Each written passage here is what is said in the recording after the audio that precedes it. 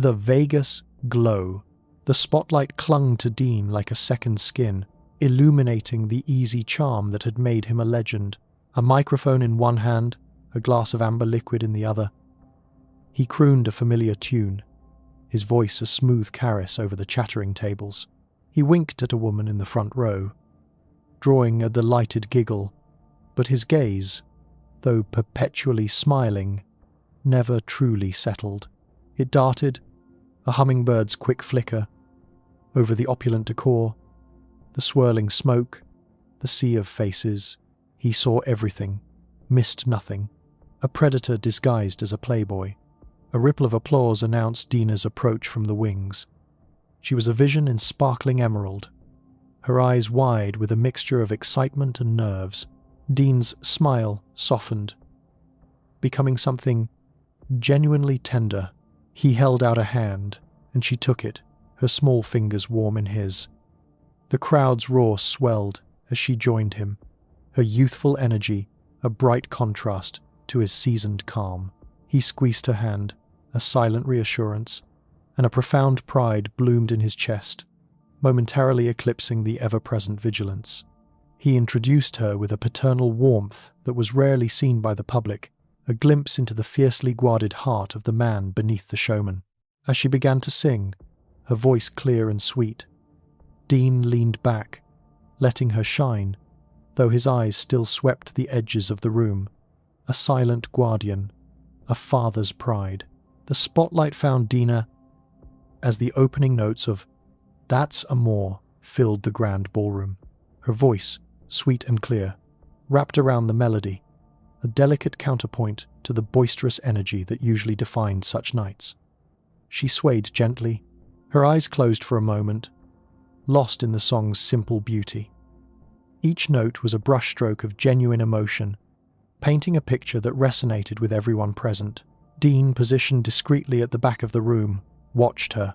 A slow, private smile played on his lips, a stark contrast to his usual public grin.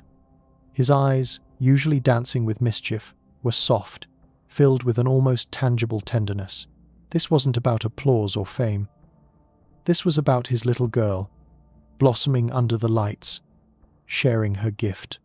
He saw the flicker of nervousness in her posture, the slight tremble before she hit a high note, and his heart swelled with a quiet pride that only a father could know.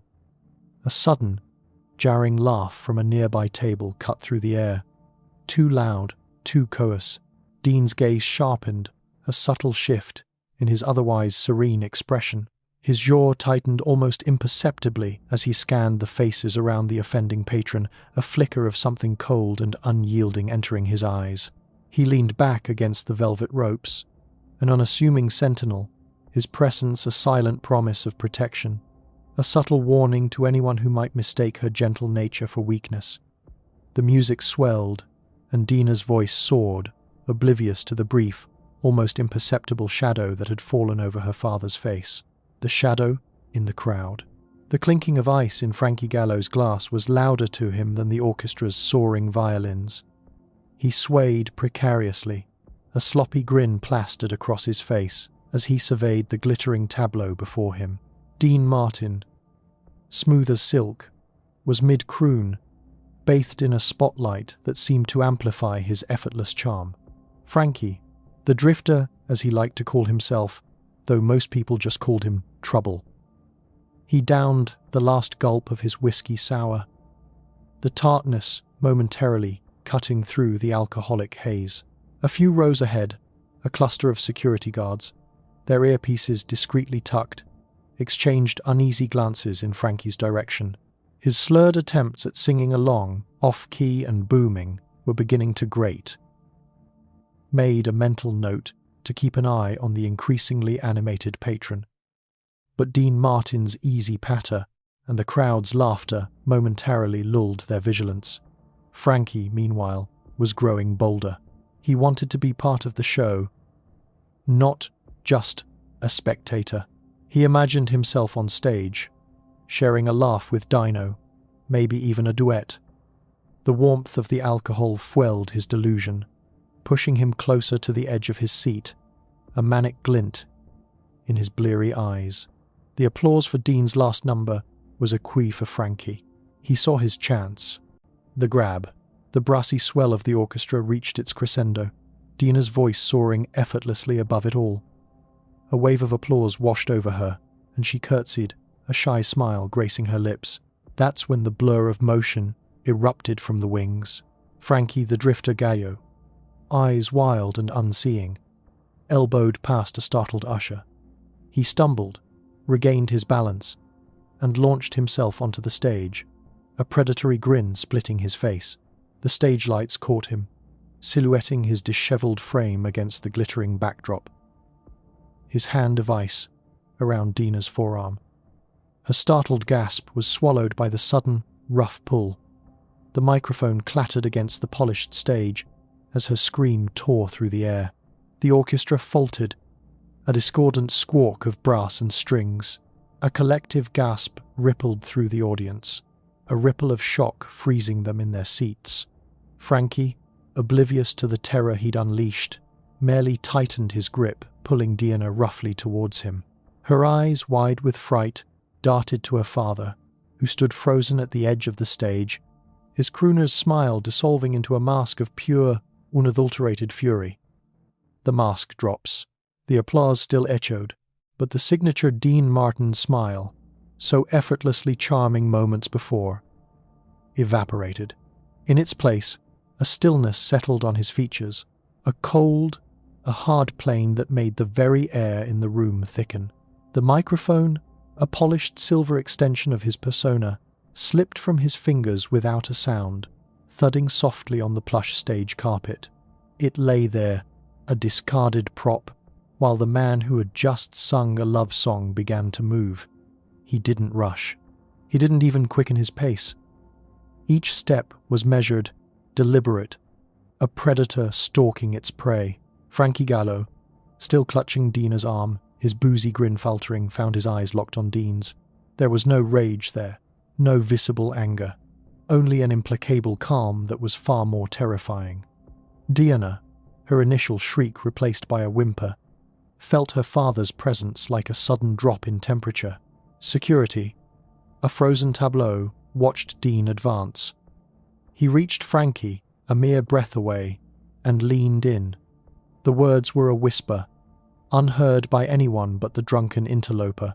Frankie's face drained of colour, his jaw slacked, and his grip on Dina went slack. He stumbled backward, a guttural sound escaping his throat, then turned and bolted, scrambling off the stage and into the wings, a terrified rabbit fleeing a wolf. Whispers of power. The applause died as Dean Martin, his smile a brittle mask, moved with a predator's grace across the stage. Frankie Gallo, still gripping Dina's arm, felt a sudden chill despite the heat of the spotlights. Dean didn't shout. He didn't even raise his voice. He simply walked, eyes locked on Frankie, a silent promise of retribution in their depths. The security guards, paralyzed by the sheer shift in atmosphere, watched him approach. Dean stopped inches from Frankie, his towering presence dwarfing the slouched man. The air crackled with unspoken menace. His not so the words. Then Dean leaned in close, his perfectly co-cut hair brushing Frankie's ear. His lips, usually curved in a playful smirk, were now a thin, hard line as he exhaled a breath that smelled faintly of whiskey and something far more dangerous. The words were so soft, so guttural, that no one but Frankie could possibly hear them. They were a secret shared between two men, one about to learn the true cost of disrespect. Frankie's eyes, seconds before glazed with alcohol-fueled bravado, snapped wide open. The colour drained from his face, leaving it a sickly, translucent white. A tremor started in his hands, spreading through his entire body. He released Dina as if her arm had suddenly turned red-hot, stumbling backward. A silent scream trapped in his throat. He bolted, a terrified animal fleeing an unseen horror, disappearing into the chaotic wings. The vanishing act. The grip on Dina's arm vanished with startling abruptness. Frankie's eyes, moments ago glazed with drunken bravado, were now wide, pupils dilated to pinpricks. The vibrant flush of alcohol drained from his face, leaving behind a stark, ashen pyre. He stumbled backward, a guttural gasp escaping his throat, as if he'd been plunged into icy water. If he'd 50 maping dedient, intras not, the music, which had seemed so loud, suddenly felt distant, a muffled thrum against the roar in his ears. He didn't look at Dean, didn't dare. The icy calm in those whispered words had burrowed deep, chilling him to the bone.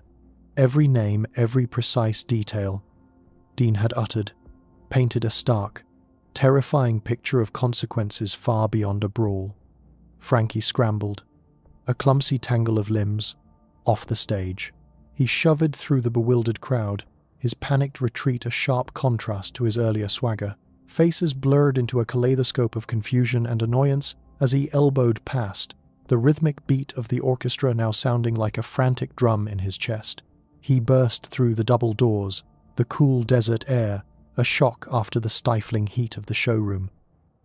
He ran past the glittering casinos, past the neon glow, the opulent facades offering no solace. He found his beat-up car, fumbled with the keys, and sped away, the tires squealing a frantic farewell to the city of lights. Vegas, knew, would never see Frankie the Drifter Gallo again. The whispers had ensured that. The truth, simply, the scent of stale beer and adrenaline still clung to Dina as she stumbled into the wings, her knees weak. Her father was there, a solid anchor in the swirling chaos. She launched herself into his embrace, burying her face in his chest, feeling the reassuring rhythm of his heart against her ear. His jacket, still faintly warm from the stage lights, smelled of his familiar cologne and something deeper, more primal. "Dad," she whispered, her voice muffled. "What did you tell him?" The image of that man's terror-stricken face flashed in her mind, a stark contrast to his initial drunken bravado. The speed with which he'd fled, as if chased by a phantom, still bewildered her. Dean gently stroked her hair, his hand firm and steady. He pulled back just enough to look into her eyes, a faint, almost imperceptible flicker of something dangerous still smouldering beneath his usual charming veneer. His gaze was calm, utterly unwavering. "I told him the truth, honey." The words were simple, spoken with a quiet finality that left no room for further questioning. The implication, however, hung heavy in the air, more potent than any shouted threat. The secret revealed. Years later, in a smoky backroom of a forgotten casino, old Manelli, a security guard whose face was a roadmap of late nights and bad decisions, finally cracked. A new hire, fresh out of basic training and full of questions, had asked about the infamous night. Manelli, swirling the amber liquid in his glass, leaned forward, his voice a gravelly whisper. Everyone thought Dino just scared him straight. He paused, a glint in his roamy eyes. He whispered names, kid, not just any names. Luciano, Siegel, Genovese, all the big ones. Manelli nodded slowly. And then he said, clear as a bell, so quiet it made your blood run cold, "Touch her again, and these men will find you." The silence that followed was thick, heavy, with the weight of that unspoken threat. Dean hadn't needed to raise his voice or throw a punch. He'd simply invoked a power far greater than any physical brawl, a chilling promise of retribution that transcended the immediate moment. It wasn't just a father protecting his daughter. It was a king, quietly reminding a foolish peasant of the unseen legions at his command. The man fled not from fear of Dean's fist, but from the terrifying certainty that his world, every dark corner of it, was now vulnerable to forces he couldn't even comprehend.